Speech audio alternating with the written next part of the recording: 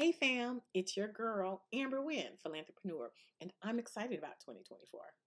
A lot of changes are in store here on Air with Amber Wynn, and as I wrap up with new episodes and some new additions to the format, I wanted to revisit probably the most important episodes on the show, the nonprofit success path. Because when you stage your nonprofit, you save yourself hundreds of hours in sweat equity, and thousands of dollars out of your pocket because you're not focusing on work your organization isn't ready for. Here's the thing. You have to be honest. If you've been self-funding your organization for the past 5, 10, 15, 20 years, don't say, oh, I have an accurate budget or I have a clear mission. Because if you did, you wouldn't still be self-funding your organization. Do something different to get a different result. Okay? So take a look at the 7 stages of the nonprofit success path to determine where your organization is and work to move toward the next stage. And look out for our new episodes. Welcome to On Air with Amber Wynn, where nonprofit leaders learn to fuse passion and commitment with proven business strategies to create long-term funding, impact, and sustainability. And now, here's your host and resident philanthrepreneur, Amber Wynn. Hey fam, it's me, your girl, Amber Wynn, Philanthrepreneur. And I just want to check in before we get started and see how you're doing because, your girl is struggling. It is hard out there right now. And so I can only imagine how challenging it is for the hardest working people in our communities, my nonprofit founders and executive directors. And I just want to pause for a second to encourage you to do what I've decided to do, which is to just slow down, take it easy, and celebrate the small wins because the world needs nonprofits right now. I mean, the world really needs you.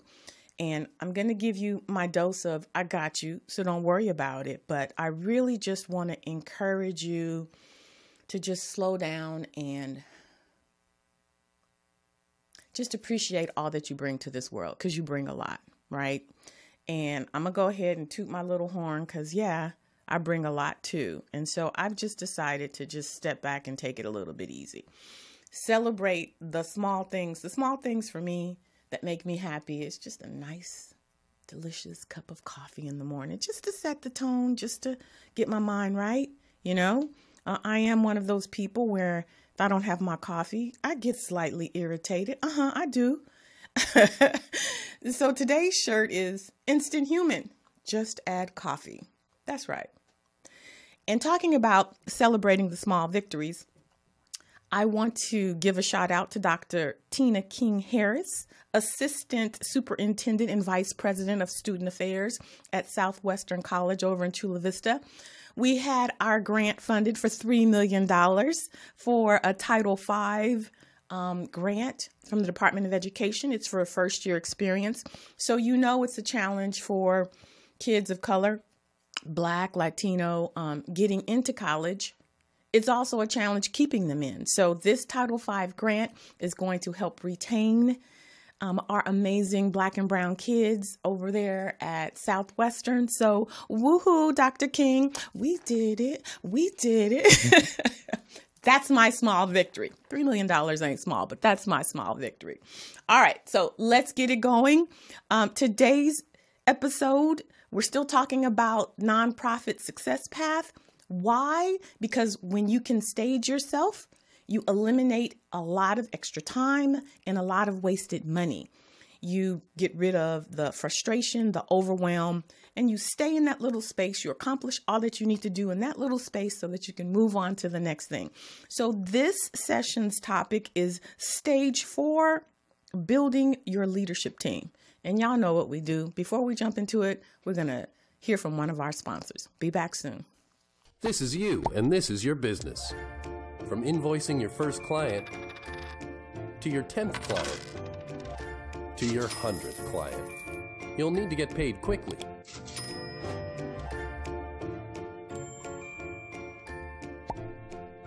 Pretty soon, you'll be ready to hire some help, and you'll need to pay them. As your business grows, Wave is there to grow with you. And we're back. And for those of you just joining us, today's episode, we're talking about stage 4, build your leadership team. And we're talking about the success path for nonprofit organizations. I'm covering the 7 stages, 0 to 7. And I'm encouraging every founder, every executive director to stage their organization so that they know exactly where they are. When you know where you are, then you know where you need to go. And so let's jump into it. Today, we're going to talk about building your leadership team. And the IRS has created the infrastructure for the nonprofit sector, for the nonprofit organization. And it looks like this. On one side, you have governance, and on the other side, you have the staff. Governance is your board. And if you're just starting, and even if you're fully established, your leadership team is your board of directors. And let me just emphasize that the purpose of the board is to lead, is to advise, is to guide, is to help the executive director. And so I know that a lot of times an amazing individual will start a nonprofit and just shoulder the weight of that organization. But that's not how the organization is supposed to be run. It's supposed to be a partnership, right?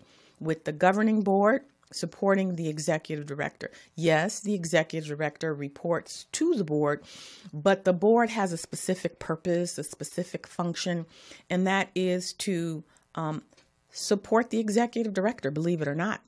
What happens, though, is that unknowingly, nonprofit founders will throw their friends or their family on the board, and then there's absolutely nothing they can do to support them. So they end up shouldering the whole organization on themselves.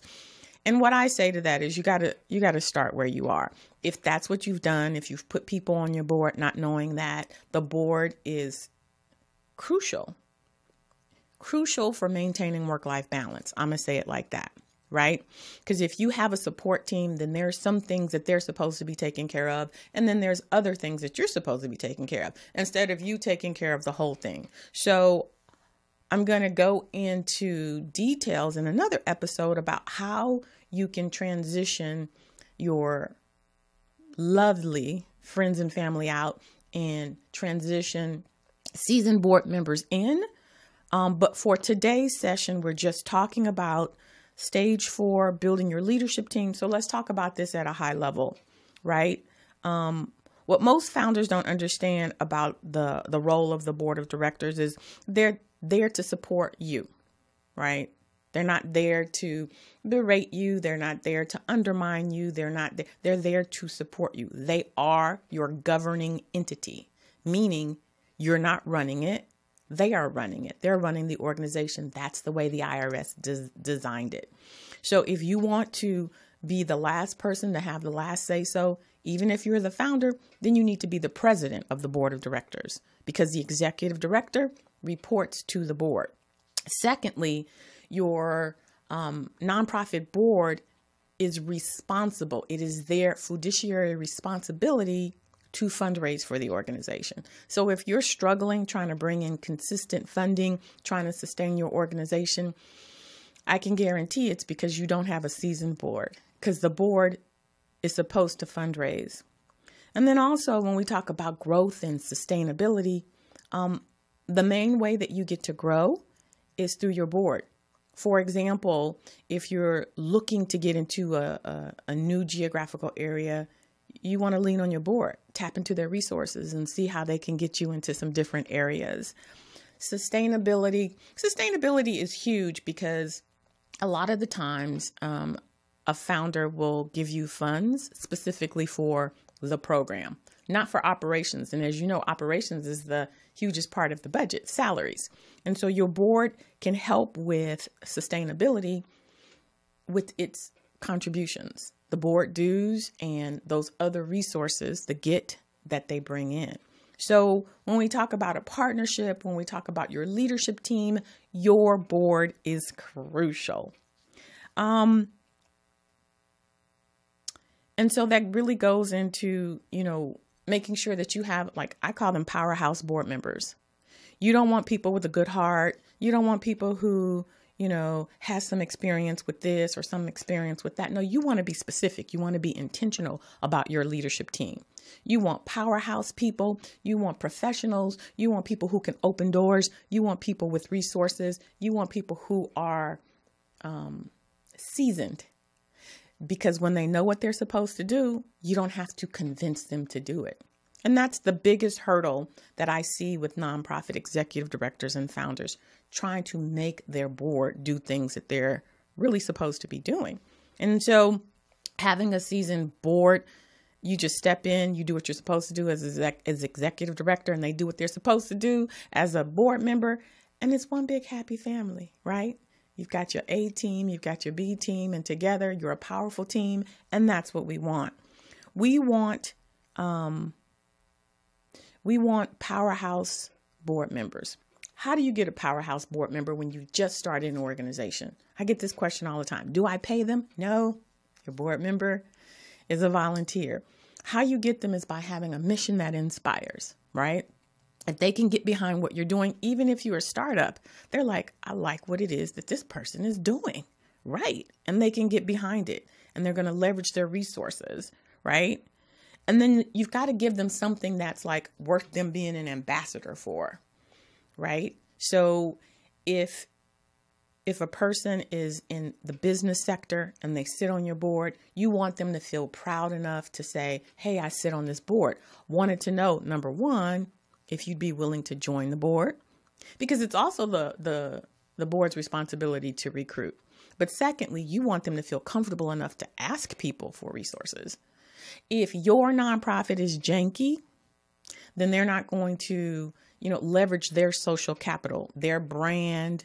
They're not going to pull a card that someone owes them on your behalf because your organization is janky. And so what you want to do before you go into the second iteration of recruitment is to get your nonprofit tight, right? You want to make sure that you have systems in place. You want to make sure that your mission is tight, that it's succinct, that it's clear, and that it inspires. And then secondly, you want to make sure that your programs are sexy. If your programs are innovative, if your programs are demonstrating an impact, you're making a difference in your community, your board is going to get out there and be like, hey, can you write me a check? We're doing some amazing things in our community. And that's what you want them to be able to say, right? But here's the thing. When you first start your nonprofit, it is going to be a little janky because it's a startup. You're trying to figure things out. You don't know what to do. And that's why it's important to have a strong board, because they can help guide, lead, and support. So it all kind of, makes sense, right? If you have a strong board with some experience, with some knowledge, with some resources, with some networks, then they can help you create those nonprofit programs that are going to be innovative, that are going to inspire. But if you have people on your board who have absolutely no experience about the area, the field, whatever it is that you're focusing on, they can't help you. And so then the onus is going to be on you to just do everything. And guess what? You're going to end up feeling like I felt this morning, a little tired, a little burnt out. And those things happen, but we don't want those things to be the norm. We want those things to be the exception. We want, when you step into your nonprofit, to be like, I've got, resources, and I've got help, and I've got assistance, and that is your leadership team. Now, when you get to that second iteration where your board is helping you to bring in consistent funds, a part of your leadership team is going to actually be your staff. Like if you are the executive director, you're going to have a program director, you're going to have a program manager, you're going to have a CFO and a COO, and that leadership team is going to be the team that works on the implementation side, which is your staff. But if you're a startup, your leadership team right off the bat is your board. Now, when you get your organization to that place where you have a staff and a board, we're going to dive in deeper on the leadership side of the staff side. But right now, I'm talking about stage 4, building your leadership team, and that's the board, because that board is going to help you raise funds so that then you can pay for staff. So the final thing that I wanted to say as it relates to your leadership team is you want to make it easy for them to want to be by your side. If you've got a powerhouse board, that means that they are professional. That means that they're active. That means that they're doing a lot of things. Because that's what a powerhouse is, right? They got their hands in things. They're making things happen. They're movers and shakers. And so if you have a janky nonprofit, that means that they're going to have to work extra hard. Now, there's a difference between working extra hard and putting in the work, right? If you have an organization that is making a difference, then your ambassadors, your governing entity, your leadership team, they're not going to have to, think twice about putting in the work. But if they've got to put in the work just for you to have an infrastructure, just for you to do the normal business things, you're going to lose your people, or you're not going to be able to recruit those people. You need to make it easy. So you need to have your infrastructure in place. You need to have your board packets for your board meetings every month. You need to have an agenda. You need to have a calendar. All of those things are going to inspire and attract seasoned board members, because they don't want to come into anything janky, because their time is valuable. So you want to respect their time. You want to keep them engaged and excited about being an ambassador for your organization. And that happens by making their job easier. You're going to have an annual budget, because that's what they're going to use to make their decisions on how to raise funds. They're going to need the annual budget to determine what are the needs of the organization. So you're going to start your recruitment of your leadership team, of your board, knowing that your primary goal is to make it easy for them. All right. So that's it in a nutshell. For those of you just joining, we're talking about staging your nonprofit. We're on the nonprofit success path. And the reason why it gets you to a successful place is because you take care of those foundational things and you just grow and grow and grow. Once you take care of those foundational elements of your nonprofit, then it makes life easier, right? You don't have to go back and fix things because a funder's asked you for something. You don't have to go back and tweak anything. We want to get it right the first time. And so how do we do that?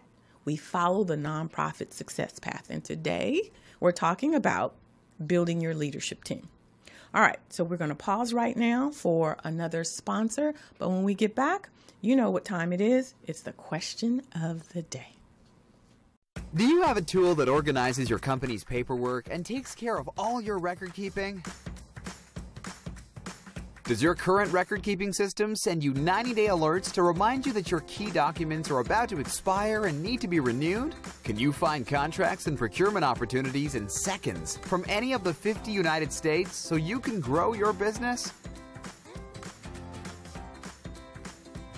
Is your business organized so that you can tell which key documents are needed to efficiently run the business? How about woman-owned, small business, or disadvantaged business enterprise certifications? Do you have a checklist of all the key documents you need to become certified? Does your current system allow you to conduct market research from multiple sources and provide you industry and market data in seconds? Well, Small Biz Pro does all of that and more. Small Biz Pro is the #1 business management, compliance, procurement assistance, and market research assistance tool on the market today. Download the app now and you will be amazed. It's like having 3 additional employees working for you, but you don't have to pay them.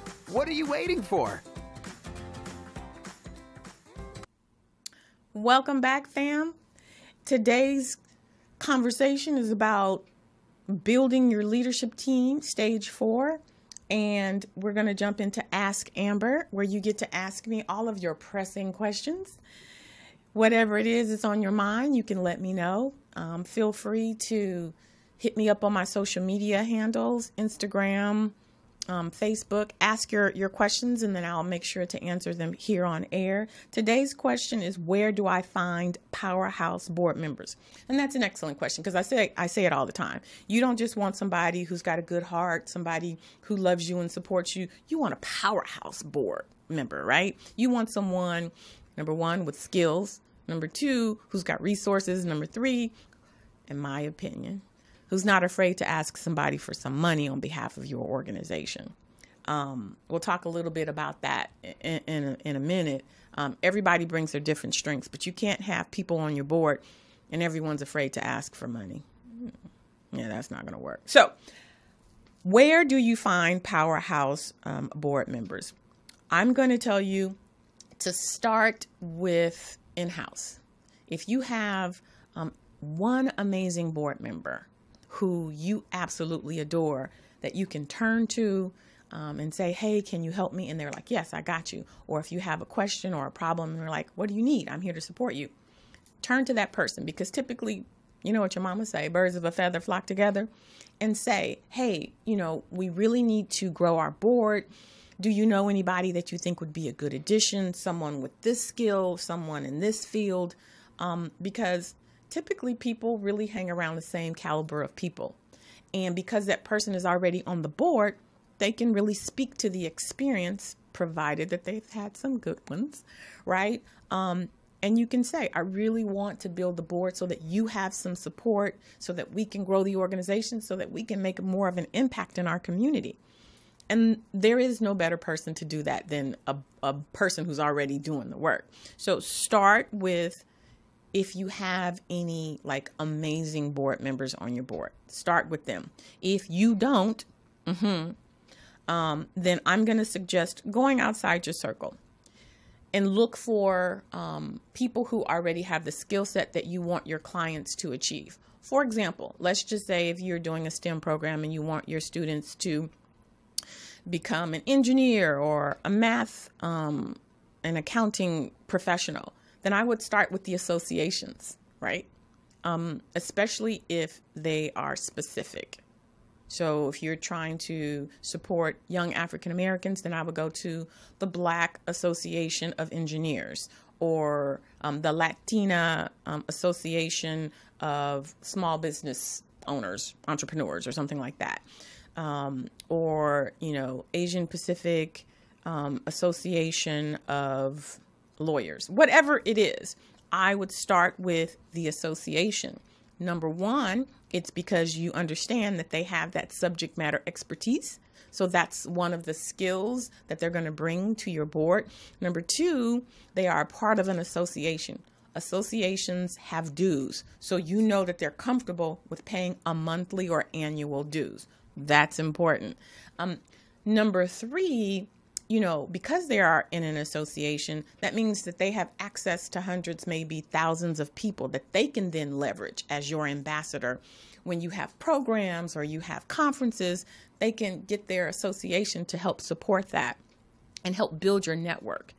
And then finally, as a member of an association, maybe they can help with supporting some of your programs, So association would be a really great place to start to find powerhouse board members. Then I would also suggest looking at corporations. Corporations are always looking for opportunities to build their leaders. And so I would reach out to the human resources department and let them know that you are a nonprofit and you're looking for some board members. And even if they're like juniors, so if they're like senior directors or, vice presidents, they don't have to be at the top of the corporation, right? Because they're honing their leadership skills. And so they'll be able to step into your board and help develop their leadership skills and go back to their corporation and say, look what I did to enhance this organization. So it's going to be like a win-win. So look to corporations in your field. If you're doing technology, reach out to DreamWorks, reach out to Sony. If you're doing arts, reach out to the Amundsen Theater. Look for corporations that can fully support what it is that you're trying to do. And then finally, look for board training programs. They have board training programs out there. And their specific role is to teach people how to be on boards. Sometimes it's a referral from a corporation and they're like, hey, we want to get our people, more engaged in the philanthropic side. So they send them through these board trainings. And other people, they're just really interested and they're not sure, but they want to be good board members. Those are the people you want to get. So check out board training programs. And all you really have to do is just Google, nonprofit board training programs, and they'll come up in your area.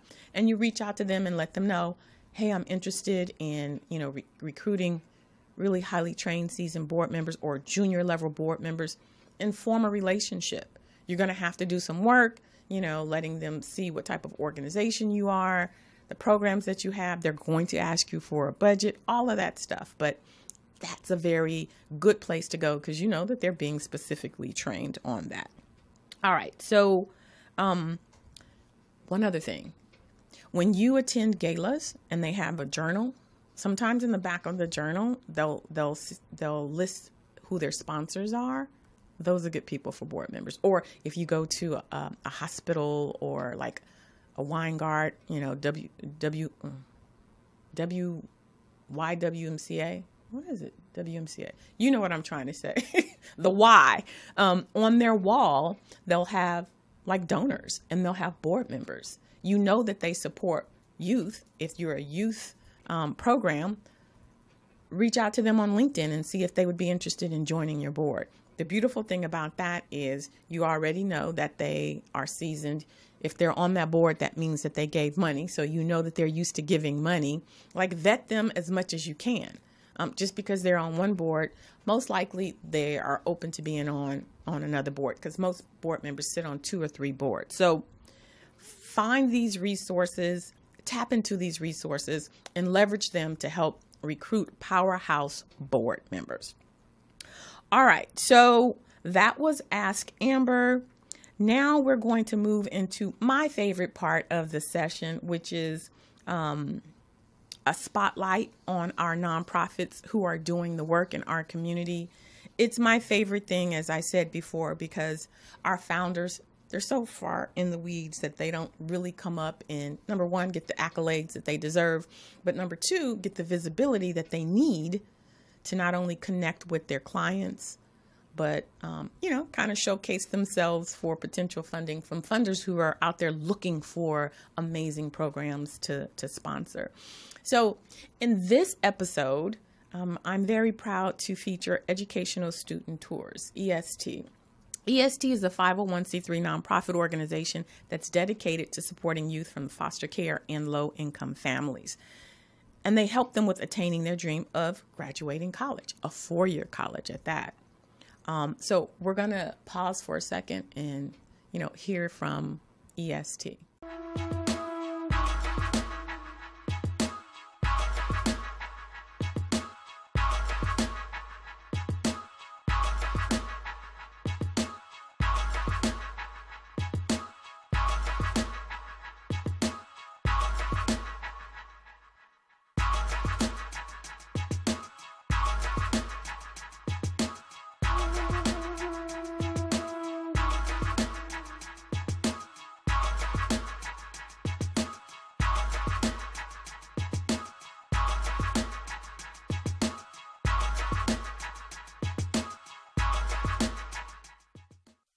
Student tours, as you saw, started off back in 2002, and they basically did physical tours to HBCUs.